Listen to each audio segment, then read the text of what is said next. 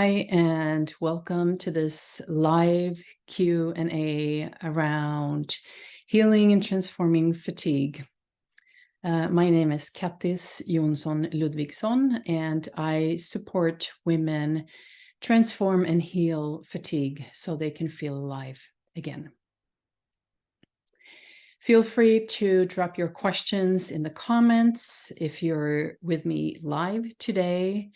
And if you can't make it live, you can send them on a DM to me and I will get to them on another live. So last time I got to the brilliant questions of what is the first thing I can do to heal fatigue? And what steps can I take? And we talked a little bit about the importance of knowing where you're at. And also connecting to your desires of what you want. Because if you don't know what you want, then it's hard to bring that into your life and to take steps to get closer to that.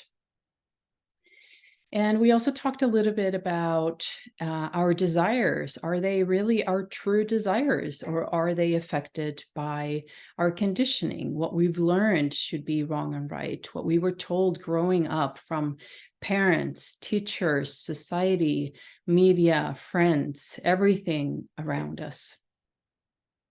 And I also shared a tool that you can use called the Wheel of Life that can help you gain clarity around where you're at in your life. And you can find that tool on the link in my bio. And there's a link there to free downloads on my website. So I finished last week by mentioning the importance of acceptance, and that I was going to talk about that today. Because those questions that I started with last week, they're big, huge questions. And I could talk several of these lives around those questions. So that's why I chose to not bring in new questions today, but to bring in the concept of acceptance and why that is important on your healing journey. And when I talk about acceptance, I don't mean accepting that things are the way they are and there's nothing you can do about it. I'm talking about the kind of acceptance that you find that, okay, this is where I'm at right now. And the kind of acceptance that you have when you're able to be present right here, right now. And why is that important? Well, sometimes all of us, we might get stuck in the past and what has been, the way we've been wronged, things that have happened to us, things that we have done that we feel shame over, or felt like, oh my God, why did I say that? Why did I do that? And in the same way, we can also sometimes be stuck in the future. Like, oh my God, how is this going to turn out? Is this going to be good? Is it going to be bad? What if this happens? What if that happens? I hope this happens. I hope that happens. And what that does is it takes us away from the present moment. And why is the present moment important? Well, it's really important because that's where the healing occurs.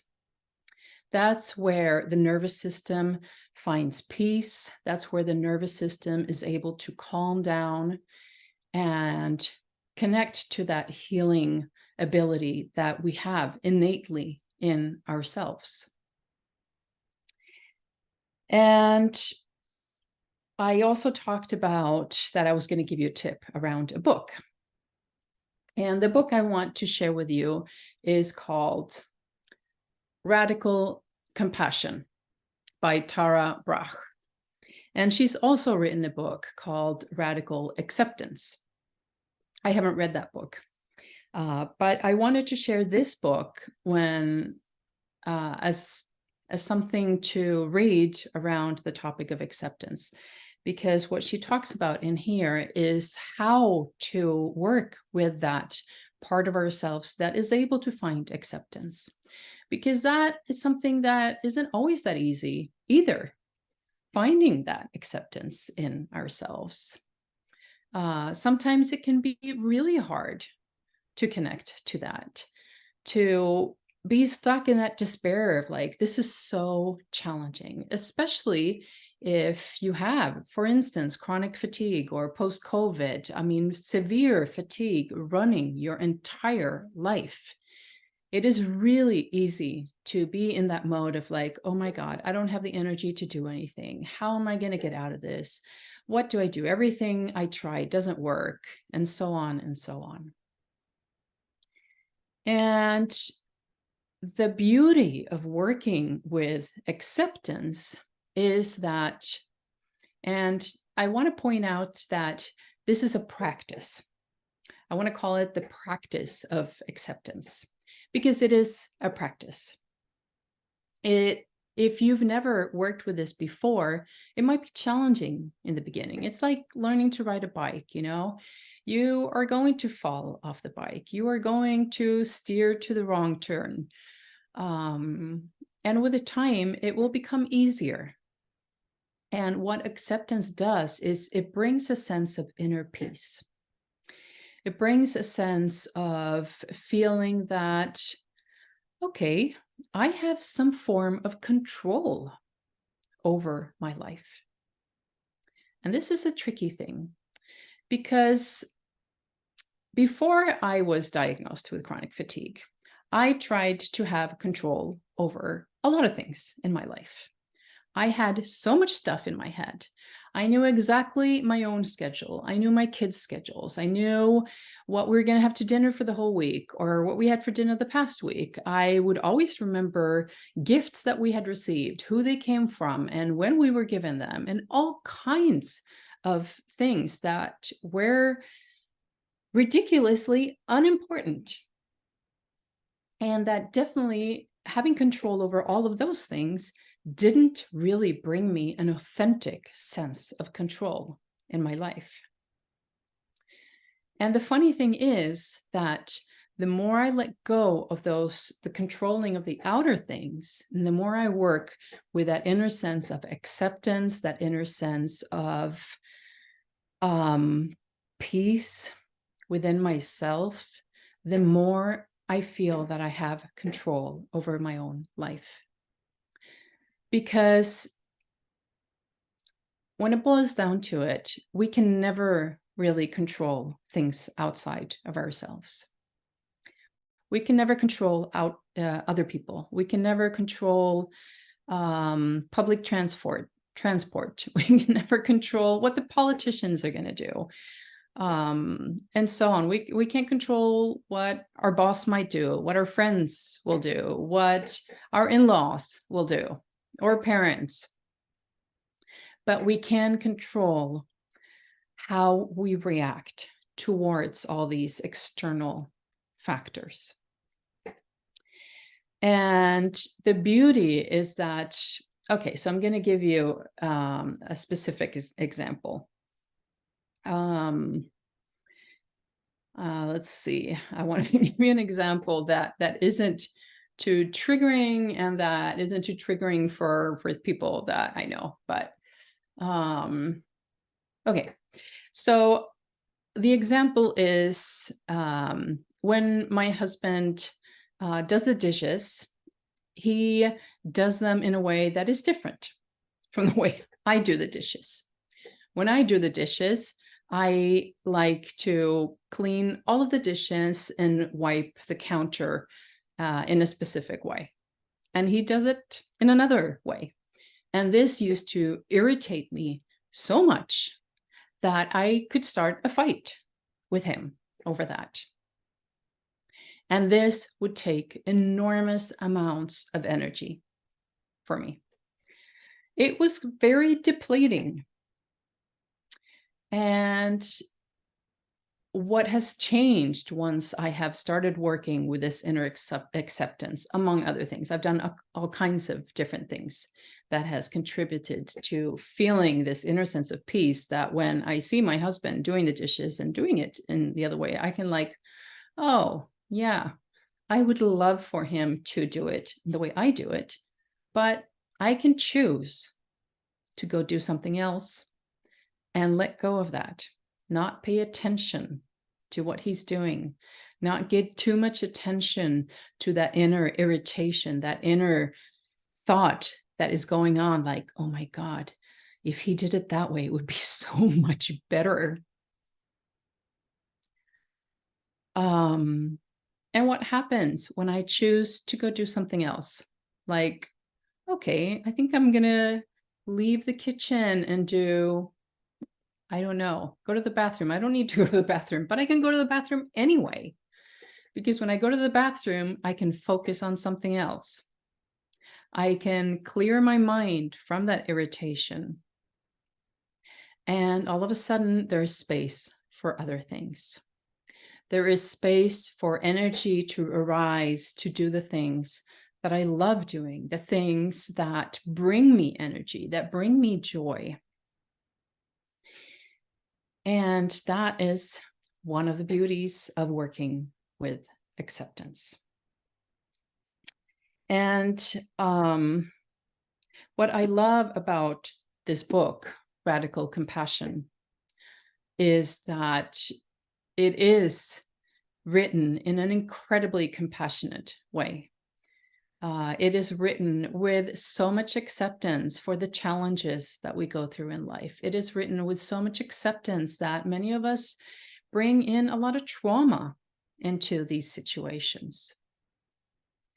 And she also has a ton of other resources. She has a podcast. I can't remember what it's called right now, but if you look for Tara Brach, and I can add her name in the text to this video, you can find her on the normal podcast places.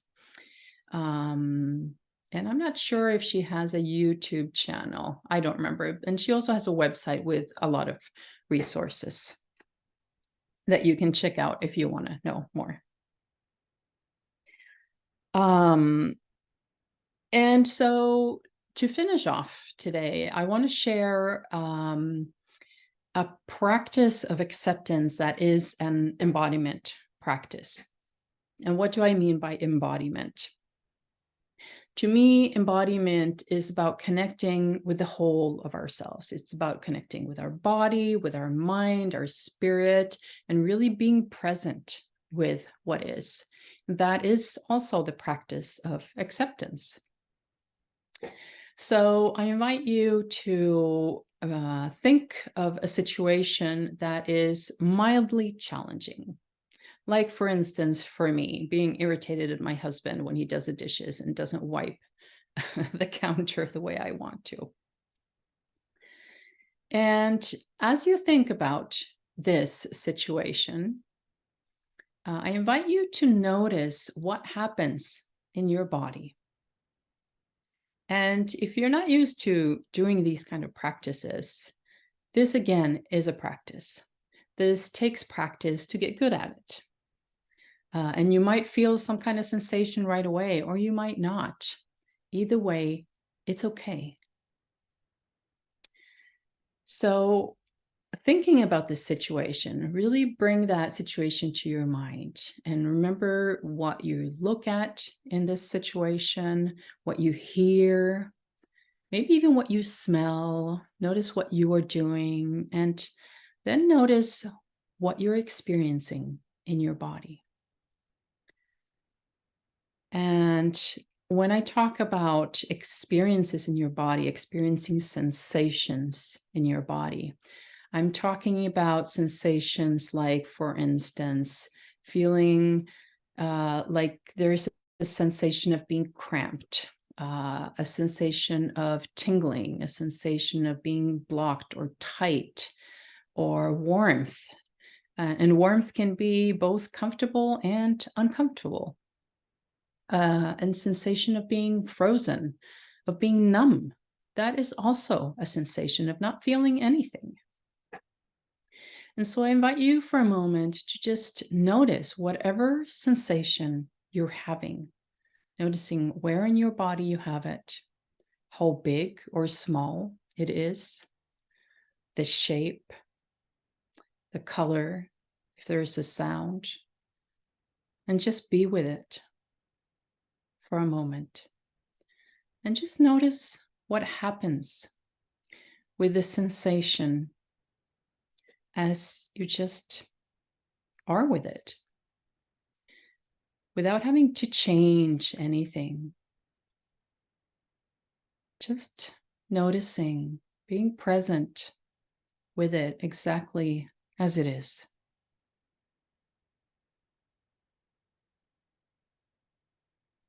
And oftentimes, when we're present with things like this, they will start to change. And how they change is not important. What happens is that you're showing your body that I'm willing to be present with you. I'm willing to listen to you. And that is huge to be able to do that. There is enormous healing potential in being present with the sensations that are in your body, with yourself, really.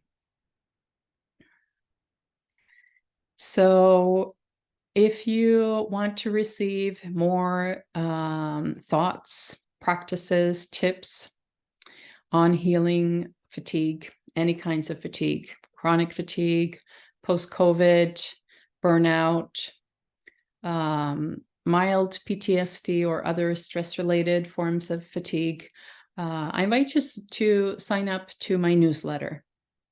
You can do that in the link in my bio.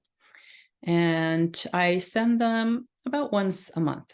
So I don't bombard you with the newsletters, and I try to keep them quite short because that's something that works for me. If I get really long emails, I get really tired and I never end up reading the whole thing.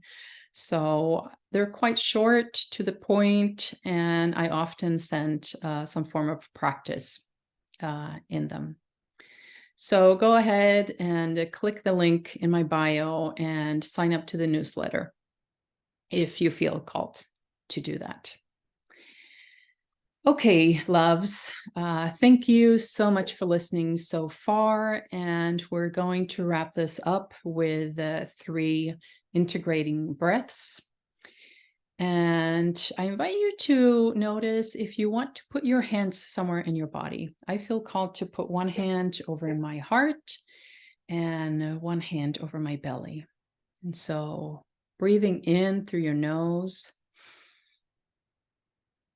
and breathing out, and if it feels right, letting out a sigh. And breathing in again. And breathing out and letting go.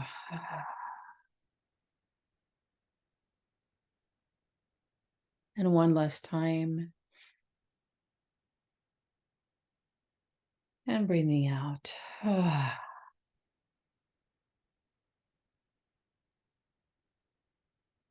There. Thank you for listening, and I hope to see you next Wednesday.